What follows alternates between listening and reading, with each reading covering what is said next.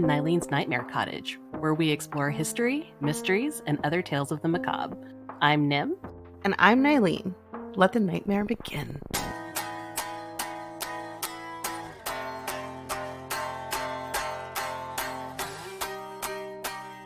Disturbing and mature content to follow.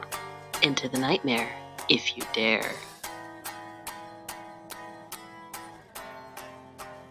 I am so excited. Like, I can feel just a little bit of the cool breeze, like when the wind blows. In the morning, yes, before the sun really comes out. Or at night, too. Yeah. That's been my big thing is like I want to go for walks because I feel that breeze, but when it stops, I'm like... Yeah. Ugh. It's getting darker earlier. It's coming into my time. Speaking of getting darker, yeah, and it's really funny. The other day I had Bash. He stayed at my mom's house, and he called me to say goodnight. And he goes, "Mommy, is it nighttime over there?" Oh. And I was like, "Yeah, buddy, it's nighttime over there." And he goes, "Oh, okay." Like, I think he was hoping like it's nighttime over there, it's time to go to bed. But if he comes over to where I'm at, it's daytime now. Does he even understand time zones yet? No. So he thinks every time he goes to sleep, it's a new day. So days are very short for him because he takes a midday nap. Right. And I think that's why he doesn't want to nap sometimes now. Because he's like, no, I'm not done with the day. Like, dude, I just woke up. I just did all this stuff. Because his nap's around like noon or 1. But yeah, so that's been a whole thing. Wow. I know, dude. I'm like, kid, nap while you can. Right? Like, get it in while you can. Because now I'm like at a stoplight and I'm like, if I could just take a second nap, that would be great. I'm so tired. I lament not being able to nap more. I will say though, like, I love... Are you like a nap anywhere person, or do you have to like specific places? I don't get a lot of opportunities to nap, so I usually, just on my couch in my bed. I found a way to take a nap in my office. Me too.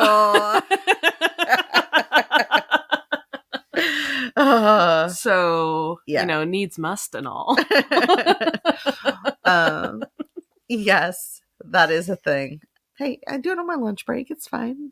You mentioned that you nap in your bed. I can't nap in my bed. Like, I will sleep all day and then wake up with headache if I nap in my bed. Alarms don't exist for some reason. It's rare that I'll like nap straight up in my bed.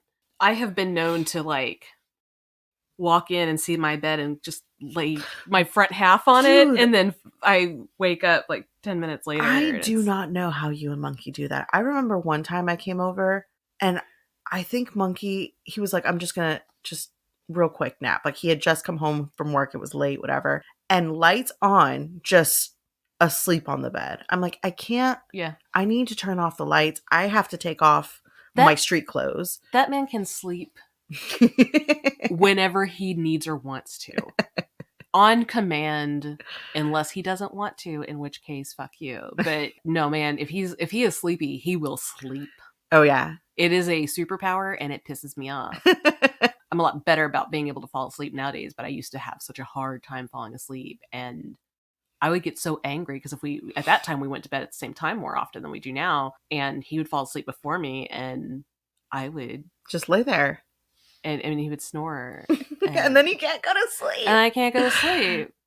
Now we run slightly different hours, so he always goes to bed later than me, so I get to fall asleep before he comes in. So it's not a problem anymore. Yeah, Ace is really good about like mid-sentence. I don't know how he does it, but he literally goes from like talking to me, answering me, and then just... And I'm like, how did you do that? But he also sleep talks too, which is fun. Have some really great conversations that way.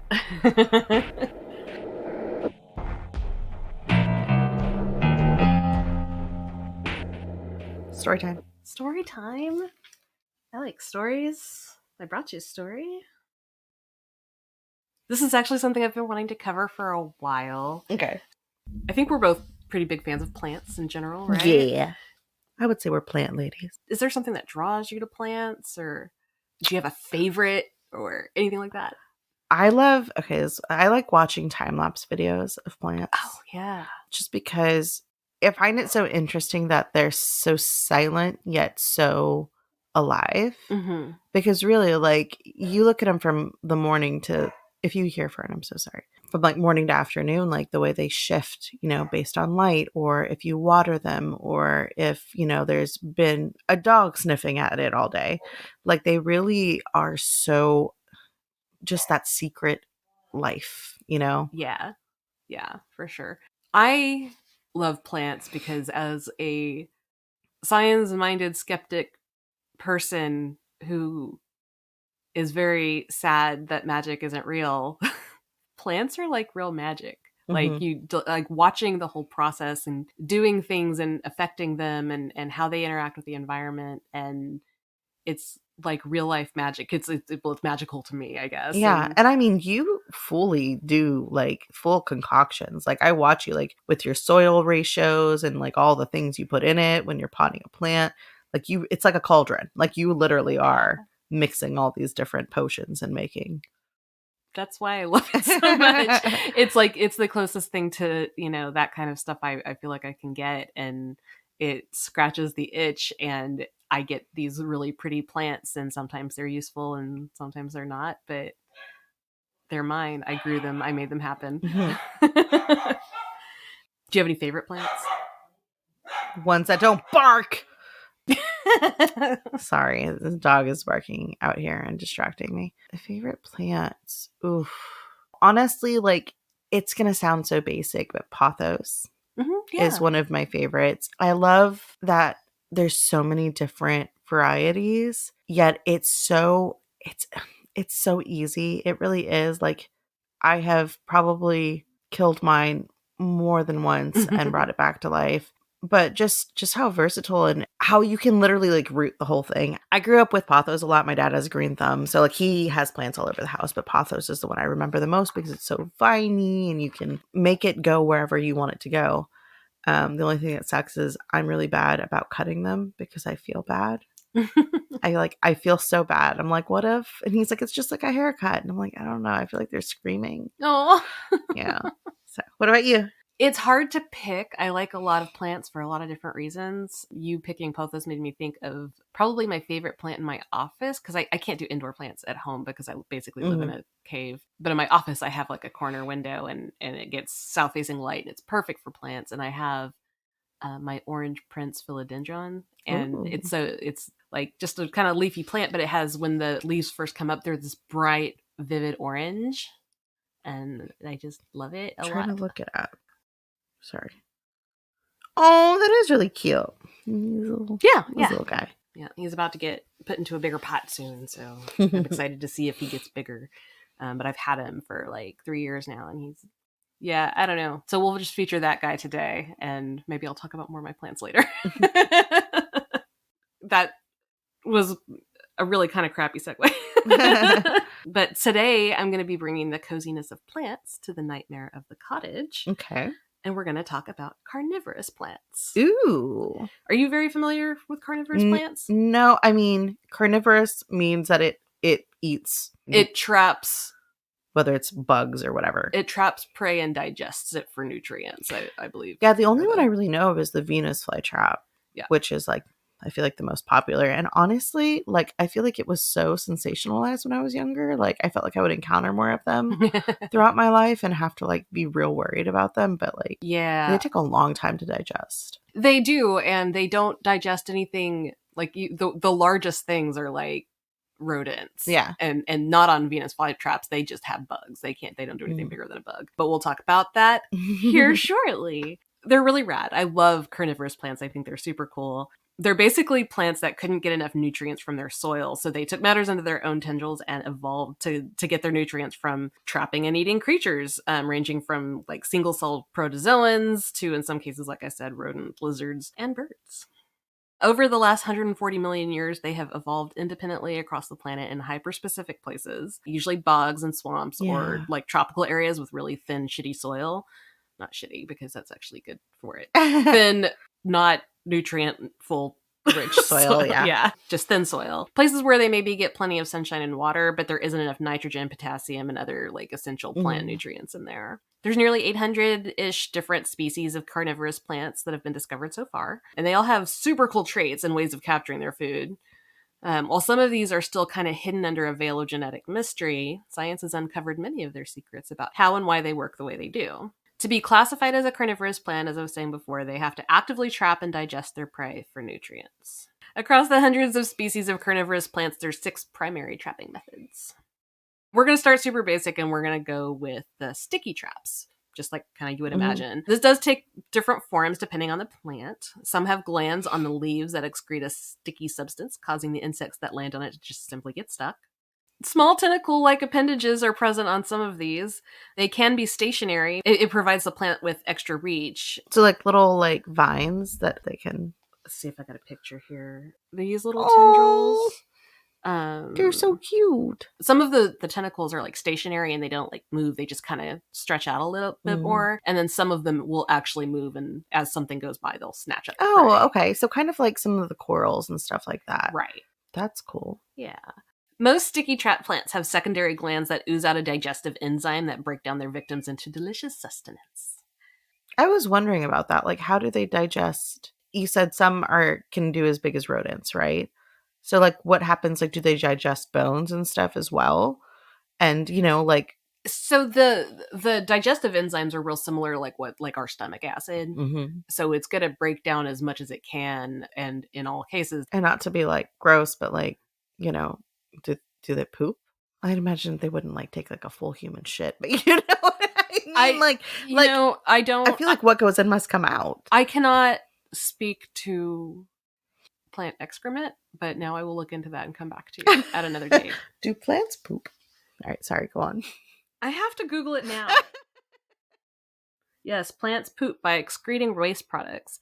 Although not in the same way animals do. They get rid of waste through various processes, including releasing gases like oxygen and water vapor through leaves, shedding leaves and bark to discard stored waste, and exuding substances like saps, resins, and gums. Some plants also perform guttation, pushing excess water and waste from their roots through leaf pores, while carnivorous plants discard the indigestible remains of their prey. The more you know. Live Googling on the podcast. Because knowledge is power. So there's also, though, a sticky trap plant, the Rhorodula. It's an evergreen shrub that traps bugs with its sticky leaves, but it relies on an assassin bug called the Pemeridia marlothi. They've evolved to be able to live on the Rhorodula without getting stuck. They find, murder, and eat the trapped bugs. Their poop provides nutrients for the plant. Wait, so they just like eat plant? They live on the plant and eat the... And so eat bugs and then poop on it? Yes, the plant traps the bugs. The assassin bug eats the trapped bugs, and then they take a shit on the plant, and then the plant absorbs that shit and poops that out. I mean, that's one way to get your nutrients. It is one way. It is. Yeah. Sorry, everybody. Sundews and butterworts are some of the most recognizable of the sticky trap carnivorous plants. Sundews characteristically have thin stalks with a gland at the end that looks like a drop of water, and butterwort looks like a cute little innocent succulent, but when bugs land on its leaves, they become trapped, and it digests them directly, like right where they are, to take their nitrogen. Nice. So that's the sundew. With that. And that's just what... There's so many different types of sundews. They're really pretty. I love them. That's the butterwort. I am surprised you don't have any. We'll talk about that. You also have squirrels, though, so maybe... Well, yeah, we're going to talk about me and carnivorous plants here shortly, before we wrap those up. Next up, let's look at carnivorous plants with pitfall traps. A familiar example of these would actually be pitcher plants, which I know you said you've only really thought of the Venus flytraps, but you're of the Pokemon generation, and Victory Bell and... Okay, so I may have been of the Pokemon generation. But you were not a Pokemon child. No, my husband is, though. Yes, well, there are pitcher plant Pokemon. So some people are going to be familiar with those. And there's like Plants vs. Zombies that had some of the plants on there too. Anyways. And then like Super Mario, the little chomp plant. Those are more like Venus fly. They did big chomps. And then they would like eat you and then spit you out.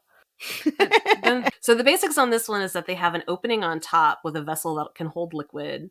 The rims are typically really slippery, and the inside walls are waxy. Ugh. So what happens here is the prey is attracted to the water that stores in there when it rains, and they get stuck inside and they drown. Then they're digested by the plant. Some of these keep a little water for trapping purposes and starve their prey instead. The leaves then change the pH of the water to aid in its production of its digestive enzymes. That's one of those. That's crazy. So it's just like sitting in this vat. Yeah. Some pitcher plants have a slightly different trapping mechanism referred to as a lobster pot trap. These basically have an easy place to enter, but they're tricky to leave because of tricks to the light, and the way that they enter is like... They're like gnat traps. Yeah, exactly like that, yeah. And it's the shape of the plant, so those look really cool. That is really cool. Like, that's a hole right there, and I don't know. And it's like really disorienting when they're inside because of the way that the light hits it. It makes it look like the opening should be where it's closed, and it's like dark where the opening is. So they get trapped there. Some things get out, but most things don't. Yeah. So. Also present in some species of pitcher plants are pigeon traps. In these traps, prey enter by pushing through teensy hairs that are pointed inward, and once they're in, they can't get out. One of the most unique trap mechanisms is a suction trap only found in bladderwort. This one's really cool. Basically, the plant has a bunch of little nodules on it that look like flat discs. Movement in the water triggers the trap, causing the discs to rapidly inflate. Oh my gosh. Sucking in the nearby water and any small organisms within it. Well, that's cool. If you pull bladderwort out of the water, you'll hear popping sounds because it triggers the trap. And that's what that looks like. Oh, cool. Oh, that one's cool looking. Yeah. Oh, it might be good for like mosquitoes. Maybe I'll eat the mosquito eggs.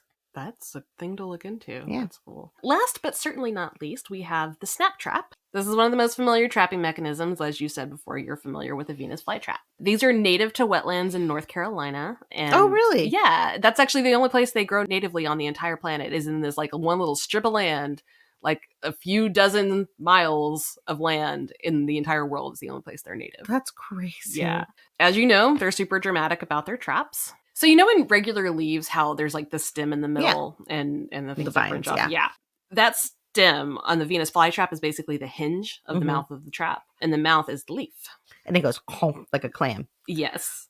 The leaves have tiny little trigger hairs. And when a small insect lands and hits the trigger at least 2 times, the mouth will snap closed in like a 1/10 of a second. It's super fast. I remember seeing those in science class. Yeah. And okay, so it's adapted to not snap shut, like just from one thing. So like raindrops won't trigger it because it takes a lot of their energy to snap shut. Yeah, because they can't open back up for a while, right? Right. The nutrients that they have received power that, and each trap only gets like 2 or 3 meals before it browns and dies. Yeah.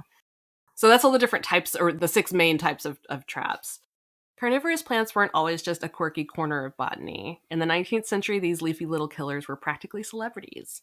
Charles Darwin himself was obsessed. He conducted hundreds of experiments with sundews over 16 years, even feeding them with bits of egg and raw meat. He published a whole book on them in 1875 titled Insectivorous Plants. At the time, many scientists thought plant carnivory was too outlandish to be real. Darwin proving it made some serious waves. Yeah, Darwin proved a lot of stuff. He really did. And then you have the Victorians, of course, who adored the drama of carnivorous plants. These strange specimens were kept in elaborate glass cases as conversation pieces. Now for some fun facts about carnivorous plants. Some pitcher plants, like the Nepenthes eoe, feed on tree shrew poop. So they... Tree shrew poop. Oh. Yeah. So they host the animals. Like a symbiotic relationship. Exactly, yeah. They offer a little nectar snack to the shrews, and then the shrews poop near the plant, and they get the nutrients from that. Nice. There's also another species that does the same thing with bats. It's an elegant little toilet economy. Also, the suction trap of the bladderwort is among the fastest movements in the plant kingdom. It fires in less than a millisecond, which is faster than a camera shutter. Nice.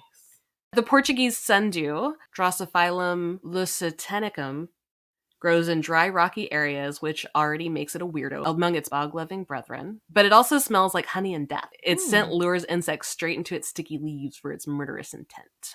Some species of fly traps and sundews actually grow faster and healthier when they're fed. If they're deprived, they sulk. They grow slower, produce fewer traps, and get sad leaves. So don't starve your murder plant or it'll quietly judge you. Some species of pitcher plants have evolved to reflect moonlight in a way that mimics animal eyes or dewdrops. Oh, that's cool. But it attracts nocturnal insects like moths who think that they're heading for a midnight snack. Instead, they end up being the snack. Aww. Unfortunately, our leafy little murder friends are in serious danger. Many species of carnivorous plants are currently endangered or threatened.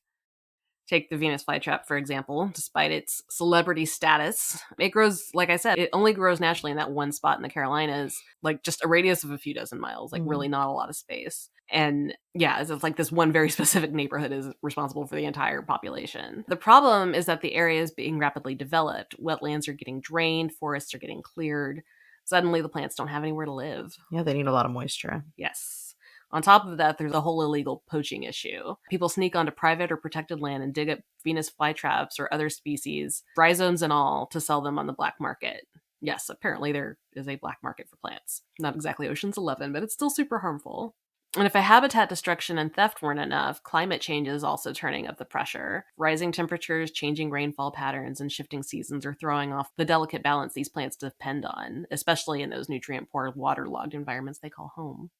Thankfully, plant nerds around the world are fighting back. Organizations like the International Carnivorous Plant Society, along with conservation groups, are working to protect native habitats, educate the public, and preserve species through cultivation and seed banking. So, if you want to bring one of these quirky little killers into your home, please make sure you're getting your plant from a reputable source. There are plenty of excellent nurseries and growers that ethically propagate carnivorous plants from seeds or tissue cultures without wild harvesting. Do your homework, seriously. Carnivorous plants are weird, wonderful, and a bit peculiar about their care. Some need distilled water only. Some demand a ton of light. Some want to be left alone in a boggy corner. The point is, you need to know what you're signing up for. An absolutely fantastic resource to dive into this world is The Savage Garden, Cultivating Carnivorous Plants by Peter D'Amato. It's a part care manual for just tons of different types of species, and it's a part love letter to these bizarre plants and full of juicy tips from someone who's been in the game for decades. So adopt responsibly, care fiercely, and maybe, just maybe, you'll get to be the proud parent of a happy, healthy, bug-munching monster. So you told me you were going to tell me if you... Okay, so prior to my research for this topic, I never wanted to commit to it because I did know that there was a whole lot involved in doing it correctly. Something about the way that they eat makes me feel like it's more alive. Right. Like you have to take care of it. Like I already feel bad if I kill a plant. This plant was relying on me extra. And anyways, I have been reading that Savage Garden book, and I am doing research, and I do believe I am going to try to eventually get a little setup. I'm still doing a bunch of research. I don't know what I'm going to get, but I will absolutely post it on the blog. We'll talk about it here. If I get something, I'll probably name it, and it'll be my pet. So, are you going to name it Seymour? No. And I'm not going to name it Audrey, and I'm not going to be cliche about it. That'll be like, I don't know. We'll see. It'll have to tell me what its name is. But we have a lot of time because I've got a lot of learning to do before that I'm ready to commit. But I do believe I'm going to start the process. So good to know. So I won't just buy you one. Yeah, don't, because I want to make sure I'm set up. It's like a puppy. Yeah, I've got to I'm gonna have to get a grow light, and it's gonna be the whole thing. So.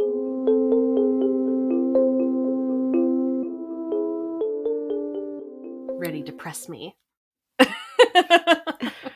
All right. So our story begins in Salt Lake City, Utah in 1995. Okay. Rachel, age 22, had moved back into her parents' house after her divorce. She had met Janie, age 26, just a few months ago. They started hanging out more, getting to know each other more, and became really close friends. Janie had been living on her own in an apartment, but recently, her apartment had been broken into. She told Rachel that she was afraid to live alone and asked her if she would like to move in with her instead of living with her parents. Rachel had married young. She'd never lived alone or had a roommate. So she was excited to try it out, the whole roommate thing, see, maybe she can get more social circles, get back in the dating game, that whole thing. So after they'd been living together for a while, Rachel started dating and hanging out with friends outside of Janie. Janie didn't react well to that. She would find reasons to start fights, heavily questioning her about everything she did, who she was with. She just started getting really possessive. When Rachel confronted Janie about it... Did you say how old these people were? 22 and 26. Okay. Yeah. When she started confronting Janie about it, Janie just said that she was like watching out for her. She was protecting her from bad men or bad friends, that just people that were giving her bad vibes that she saw. Janie was like, I see you as family and I don't want to lose you. And I'm afraid, that you're going to leave. Rachel just wanted her to be happy. So she just kind of, stopped going out as often and kind of just try to placate her as much as possible. No red flags here. So now it's 2010. It's been 15 years since they met. Okay. Rachel had been working as a paramedic for 6 years and had herniated her back, so she really couldn't work anymore. Janie and Rachel, they're still living together at this time. Okay. Janie's been paying the bills while Rachel's been struggling, and Rachel gives her what she can when she can, but, she hurt her back. She can't really work. To make matters a little more difficult, Rachel finds out that she's pregnant.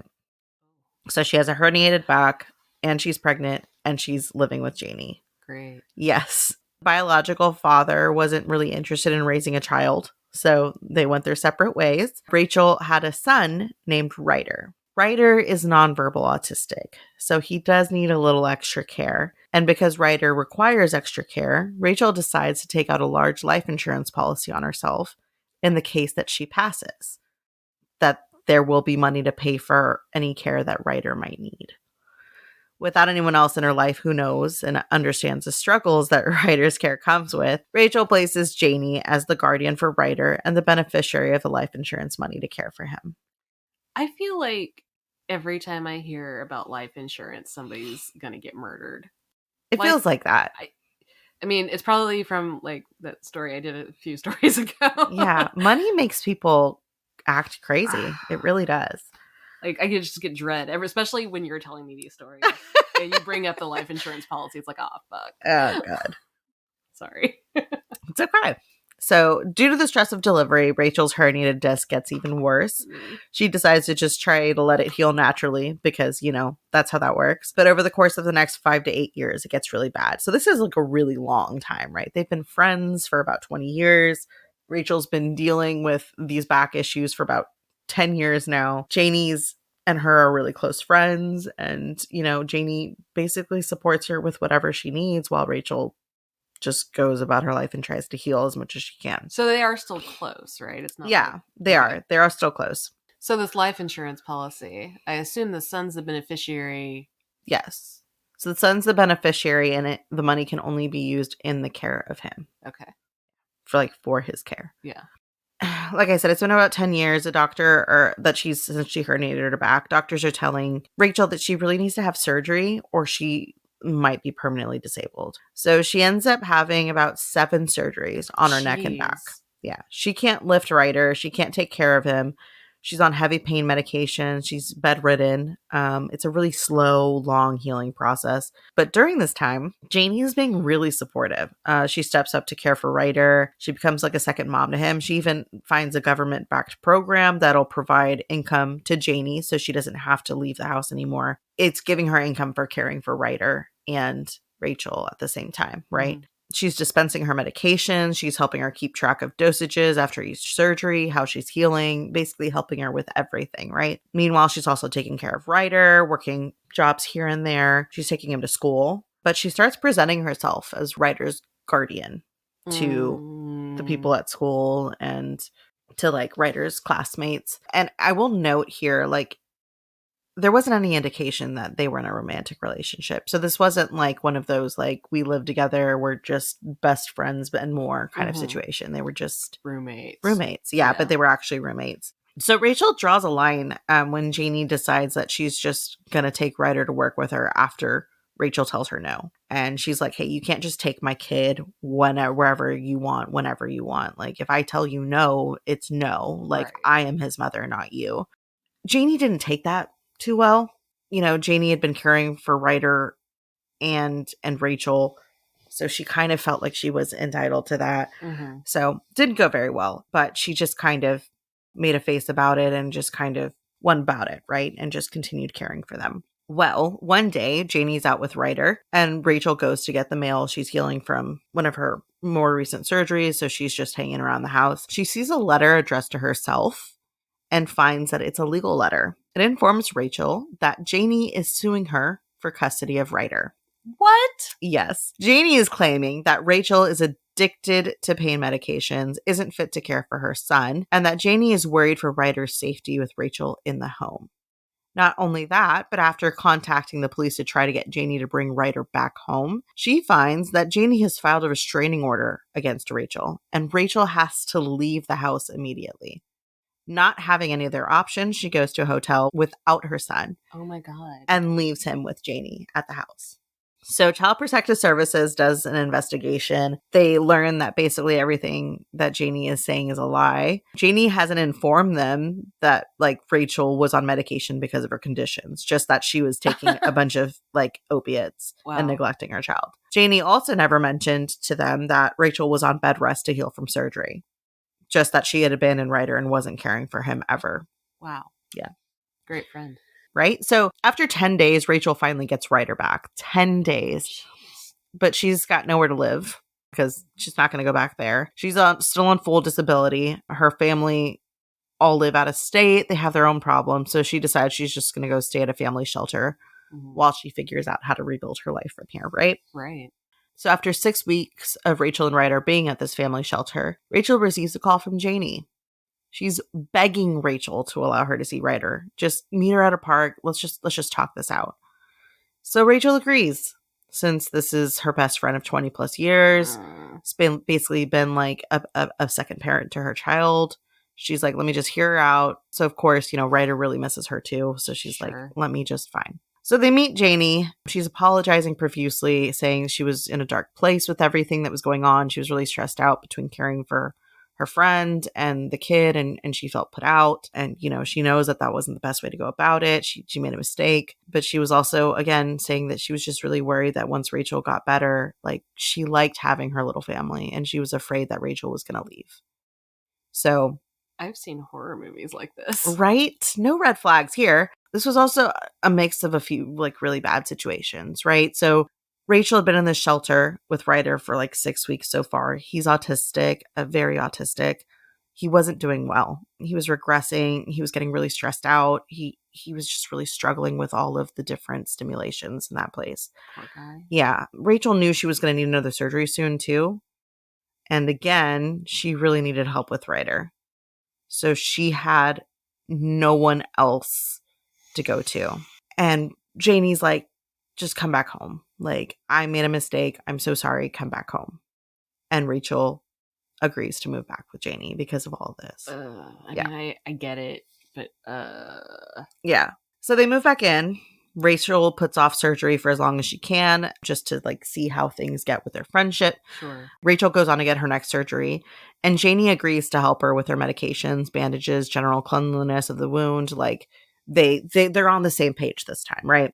The surgery she had, it's on her near like the base of her neck, slightly down her spine, so she can't take care of this herself. But after the surgery, she's having a lot of pain in the incision. So she's having Janie like really go in and like clean it regularly and make sure that it's healing well. She noticed at times that like Janie's really like rubbing into it. And she just keeps saying like she's just trying to get something out or like really clean it. So she's just like, okay, like that really hurts, but fine. But she just feels like she feels like it's not healing well. And she keeps asking Janie to check it, let her know if everything appears normal. Remembering Rachel was a paramedic, so she knows that infections can happen. Right. But Janie's like, no, it looks fine. Like, it's healing, But Rachel finally decides to go to the hospital when she starts having trouble breathing from the pain. Oof. And it's swelling and it's hot and she's getting fever and she's like, something's wrong. When she gets there, the doctor is shocked at the state of her incision. The infection is so bad, they have to operate immediately to get the incision open, clean it out, the infection, like they have to like sterilize the whole area, get all of the infected tissue out and reseal it. They did a culture to see what they were dealing with and they found it to be MRSA. Do you know what MRSA is? I don't. Okay. So it's MRSA, MRSA, stands for methicillin-resistant Staphylococcus aureus.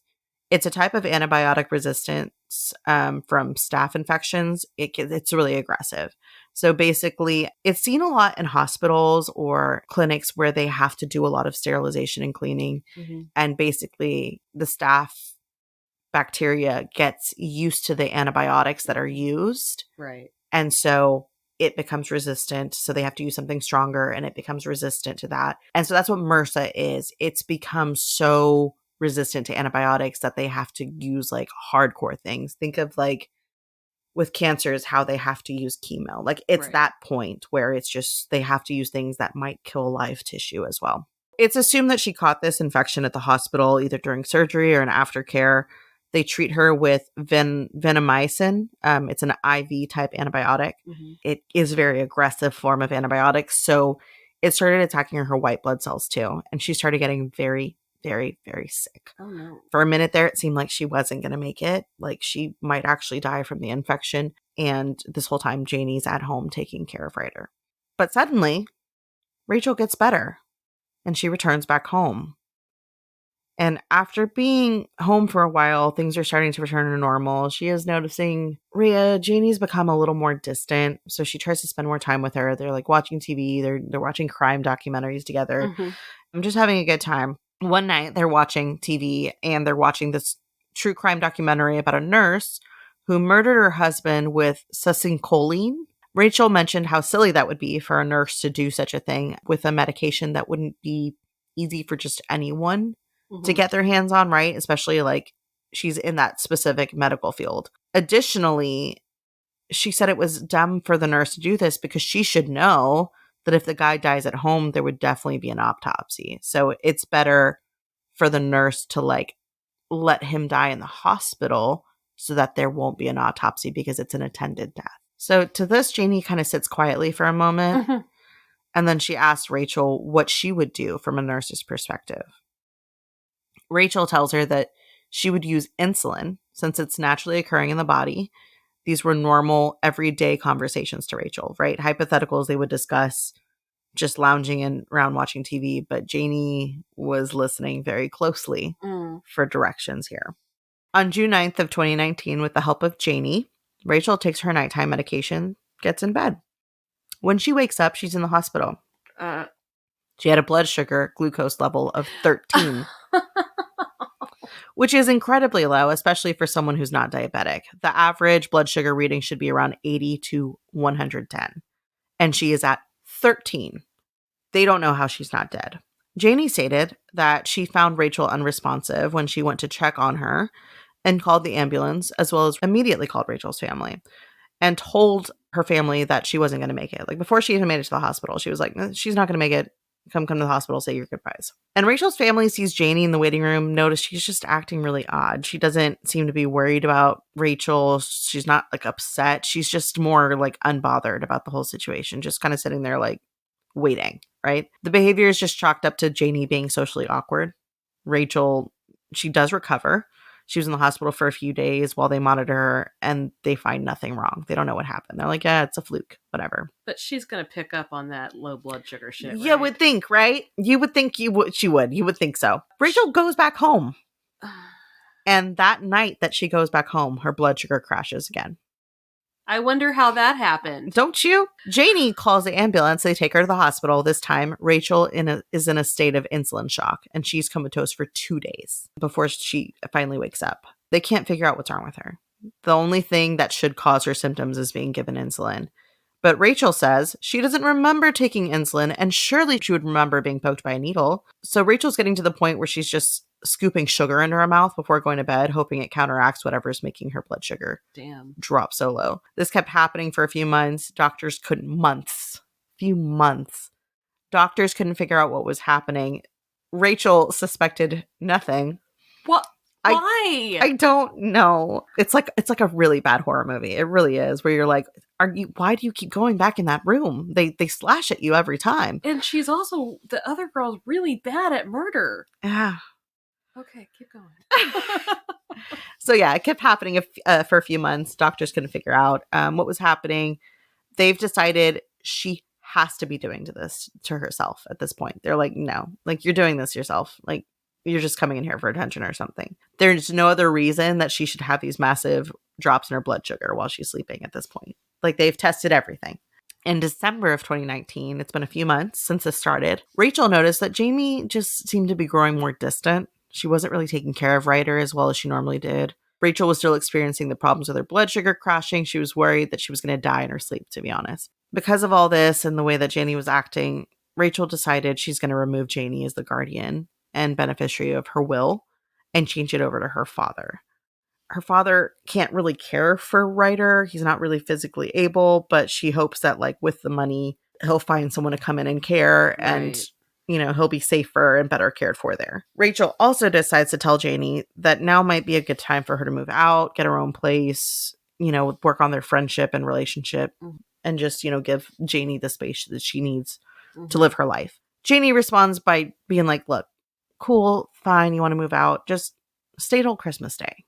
December 25th. Just stay until Christmas and then you can leave after Christmas. Doesn't sound too crazy. So on December 17th, 2019, Rachel is home alone while Janie is at work. She's resting on the couch, feeling nauseous, still recovering from her most recent hospital stay. Someone knocks on her door. She goes to check who it is and sees 3 FBI agents standing on her porch. Fun. They ask her if they can talk to her about something. Cautiously, she asks, "What's this all about?" The agents respond that they have a search warrant for the house.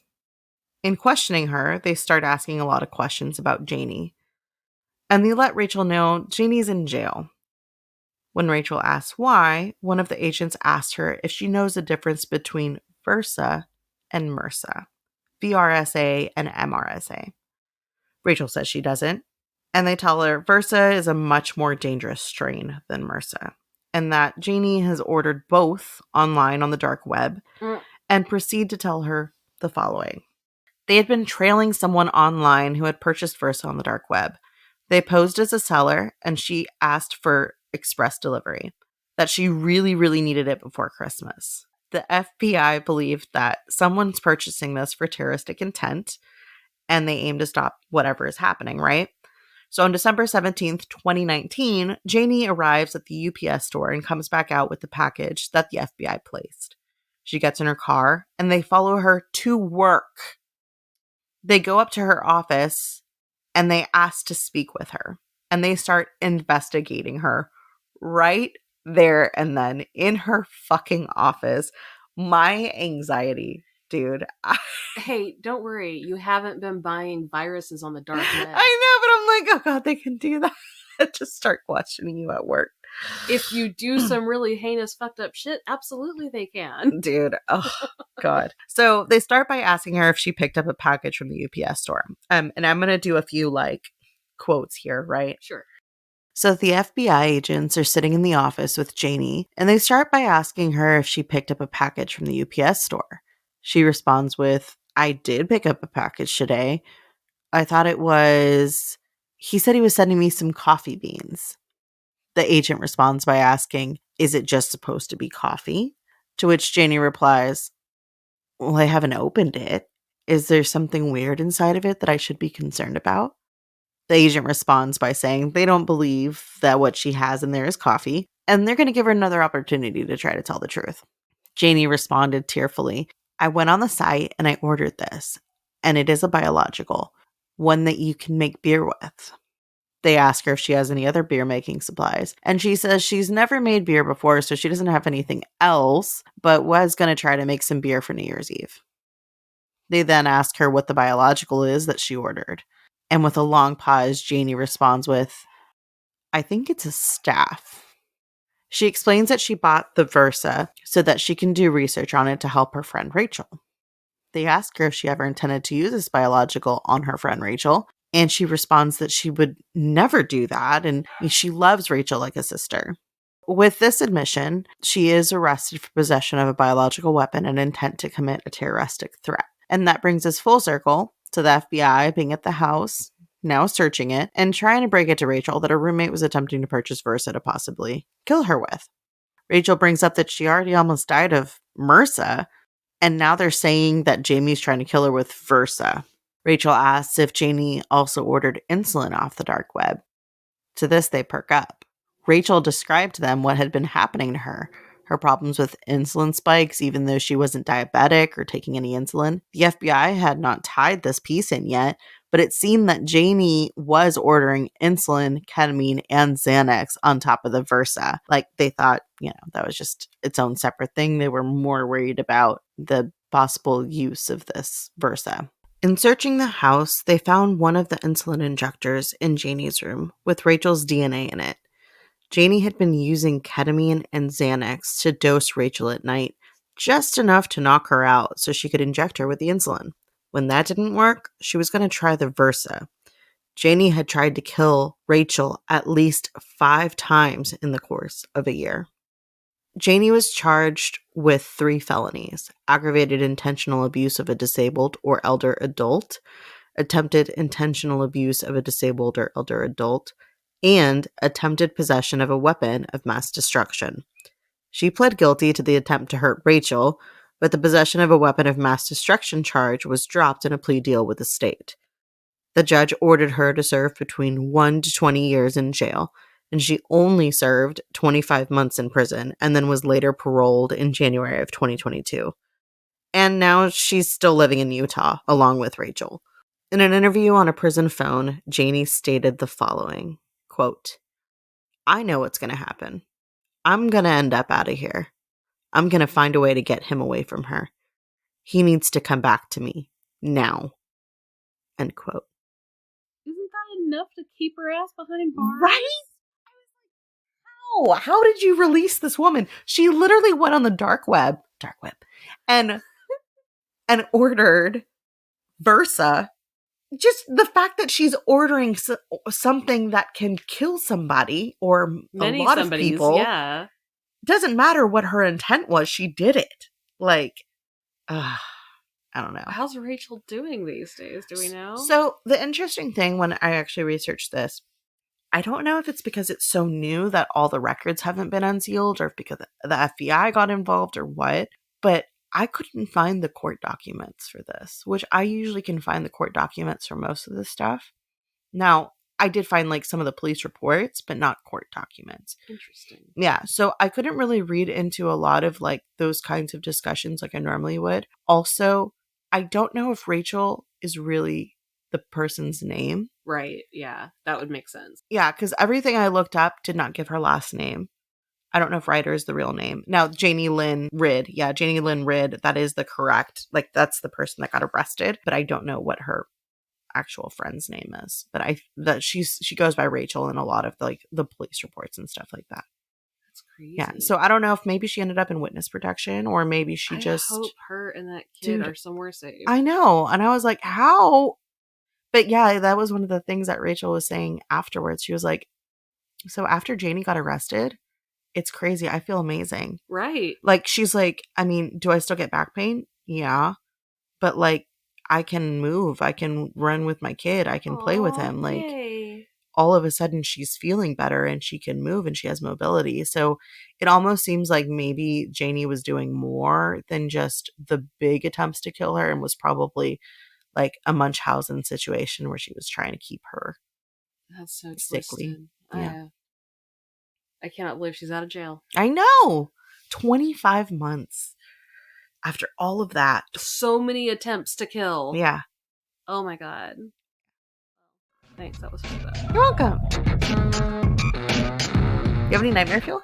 Yes. My nightmare fuel for this one is going to be that Savage Garden book. For anybody who is interested in carnivorous plants, it's like the Bible for that shit. And then the other one I am reading right now, this really fun book. It's called Red Rabbit by Alex Grecian. And it's like historical horror. There's like witches and creatures and stuff. And like, but it's like a Western, and this like really interesting group of characters is like on this journey to figure shit out. And I don't know, it's been really dark and weird and fun. So Red Rabbit. Nice. Would you rather have a naked picture of you published on the front page of the New York Times? No. Or only be attracted to people who strongly oppose your political views? No.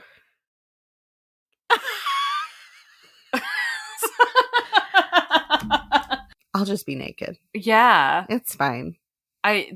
We all have bodies. We all have bodies. And the way that the news cycle works these days, anybody who even sees it will forget by tomorrow. So. Yep. Yeah, no. You know what I won't forget? Being attracted to an asshole.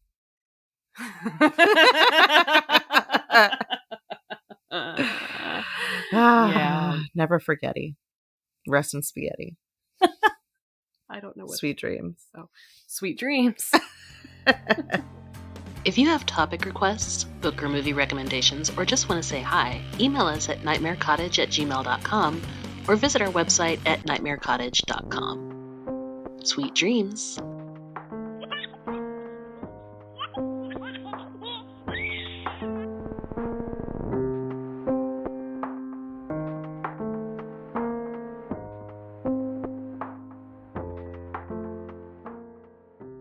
Bye-bye.